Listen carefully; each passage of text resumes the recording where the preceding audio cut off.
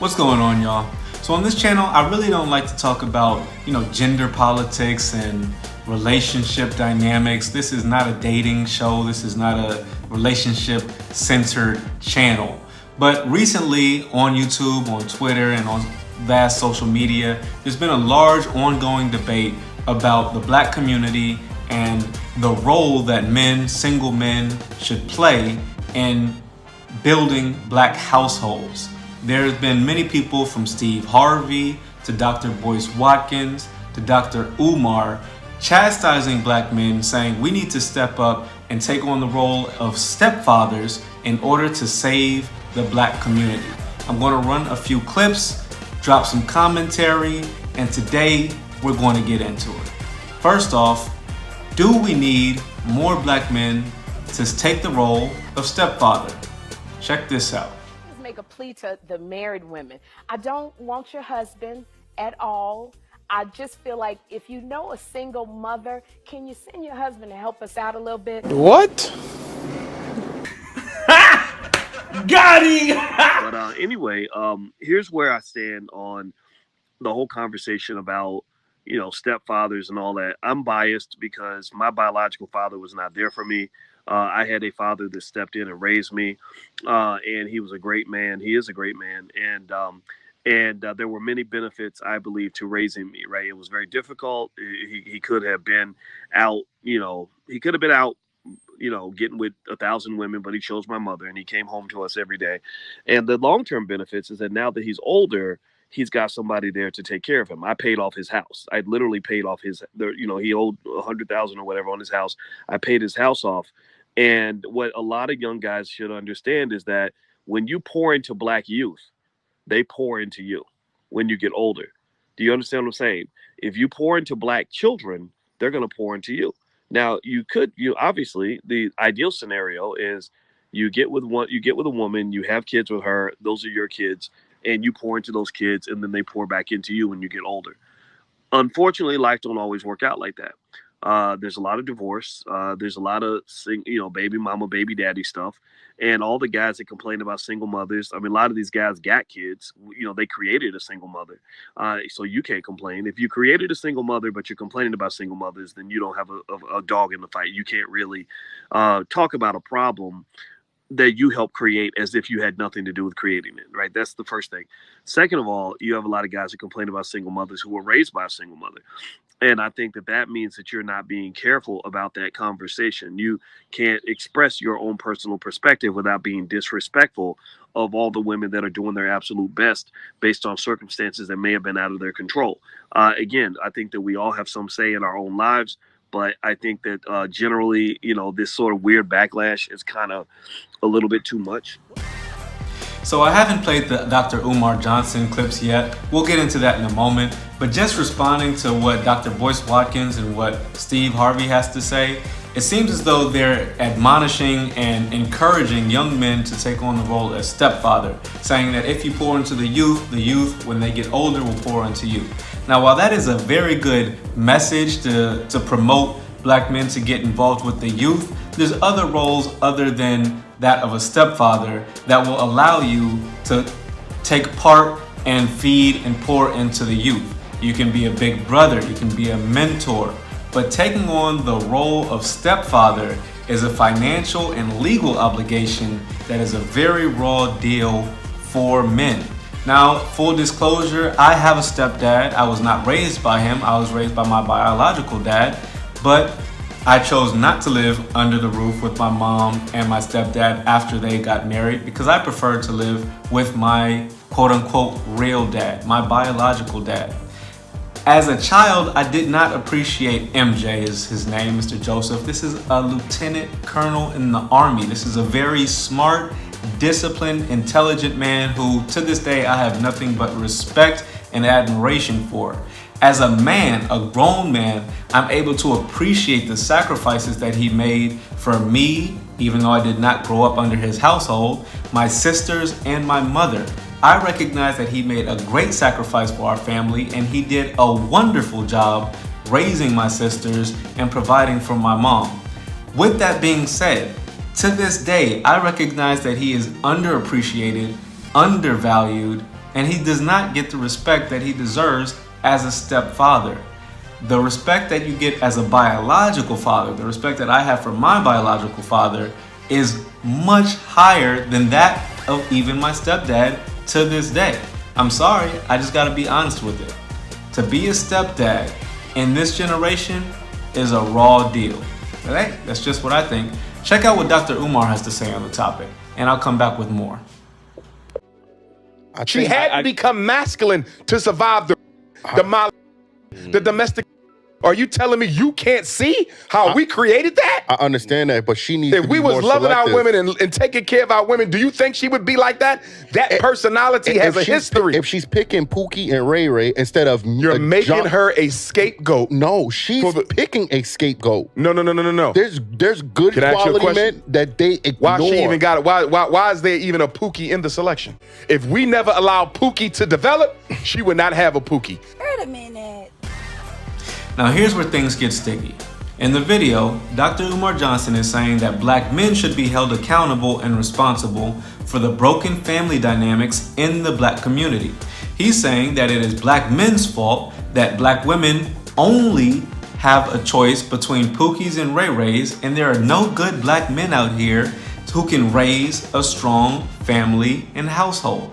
The young black men in response are saying, listen, there's a lot of good black men out here, intelligent, disciplined black men who want to start families, but the women are choosing consciously to go with the Pookies and Ray Rays. Men who they know are not qualified, who are not disciplined, who are not intelligent, and who are not capable of leading a household. Which came first, the chicken or the egg? I'm going to play a few clips before I give you my own thoughts on the matter. Check this out. It's sad that majority of the attractive men that black women have to choose from, they are hood, right? And they don't come with good qualities. They come with the baby mamas, the felonies, the no job, the no car. And a lot of women are willing to look over that so that they can get an attractive man. It don't make it right. I'm not trying to justify it, but I'm telling the truth. If you go to the hood, you're going to see some of the finest men that exist in our community. This is such a real thing. I'm going to even go this far as to say majority of the attractive men in our community usually be hood dudes. And I hate to say that. I honestly, from the bottom of my heart, hate to say that because it's sad. The Pineapple Show is a YouTube-based dating show that's hosted by Melly Monaco, and the show will have a featured guest, which is usually a woman who will cycle through different guys. If she's not feeling the guy, she says pineapple, and that's what happened with the nuclear physicist. The featured female guest pineappled him on the basis of what she said was lack of personality. About pineapples. Yeah. Why? Because he literally didn't tell me any qualities about himself. He's just like, I made a 96 on this. I did this. And I feel like I did that at first too.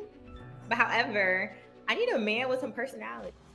Okay, so these are anecdotal videos. These are anecdotal examples. But this is an all too common mindset that a lot of women in our community seem to have. A lot of black women prefer the Pookies and Ray Rays because they feel as though they have a level of power and control over these guys. If things in the relationship do not work out, they feel like, hey, I'm not losing that much. The guy was a deadbeat anyway. Whereas if they were to be in a relationship with a stand-up, disciplined man, an intelligent man who's able to protect and provide and lead a family in the way that he should, and things don't work out, then she would have to take some accountability because it would not be so easy for her to blame such an upstanding man due to the legacy of slavery, white supremacy in the form of social engineering, media bias, as well as poor decision-making, lack of discipline and accountability on both black men and black women. The family dynamics and the family structure in the black community has been so altered and so horribly destroyed that our community is hard-pressed to recover financially, economically, socioeconomically, and even spiritually at this point without, number one, reparations, but more importantly, without the combining, the reunification of the black man and the black woman. The only way to reform strong family households, which is necessary and mandatory for the black community to survive the upcoming disasters, which I'm telling you are on its way in the form of war, in the form of climate change, and in the form of economic disaster in the United States. The only way to combat and survive these upcoming disasters is through the unification of the family household. Moral of the story: as a black man, I can't tell black women what to do. I would suggest that they get therapy and learn how to cooperate with good, disciplined, intelligent black men, get on his program, and follow the leader to success. That's what I would suggest to black women, but at the end of the day, they've got to figure out their own life path. I have experience as a black man, and I will speak to other black men and say what you need to do, black man, is raise your standard on the women that you will deal with.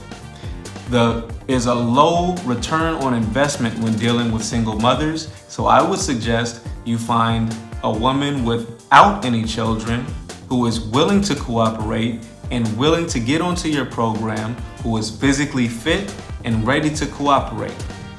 Only deal with women who you are willing to marry, and if you're not willing to marry with her, do not procreate with her. More discipline is needed on both the women's side and the men's side. But as a man, you are the leader of the community, and it is your job to set the standard of who you will and will not deal with. Black men, those of us who have any type of discipline and control and principles about ourselves, you need to raise the bar. Because you cannot point the finger at these women and saying that they're making bad selections and then turn around and do the same thing. But hey, that's just what I think. Tell me if I'm wrong. Leave it in the comment section. If you've made it this far in the video, salute. I appreciate you for sticking it out with me. Hit the thumbs up button. And if you're new to the channel, smash the subscribe button. I drop a video just about every single day. A lot of different topics, a lot of different content, and they all come with the perspective that you might not have heard before. So hit the subscribe button. Come on back for more. I appreciate all the new subscribers. Shout out to y'all. Salute one more time. Peace. If black men and black women stop the dumb shit on social media and say we're going to fight because we got a common enemy, white supremacy. There's a lot more rhetoric from our women that we hear is I'm strong, independent, I don't need no man, right? So, that's pain speaking though. Right. Because most black women know they will never get a man. A black woman can have sex whenever she wants. Right. Because she's beautiful. She can have a bed mate, but to have a soul mate, she may never get. I have two daughters, 11 and 20, right? My oldest would be 21 this week. Statistically, right? There's a strong chance my daughter could be one of those. I hope she's not. She could be one of those who never get a husband because only 1 out of 4 gets a husband. You see that? So when a black woman says, I don't need a man, that is a reaction to the reality that I may not get a man. So you made it all the way to the end of the video, but you haven't hit the like button yet. Come on now. You're cheating me, you're cheating yourself. Go ahead, hit the like button. And while you're at it, you might as well smash the subscribe button so you can get notifications every time I drop a video. I make a video every day, a different topic, a different subject. They're all interesting, so you can check them all out by hitting the subscribe button and setting your notifications to all so you get an alert when I drop a video. There you go.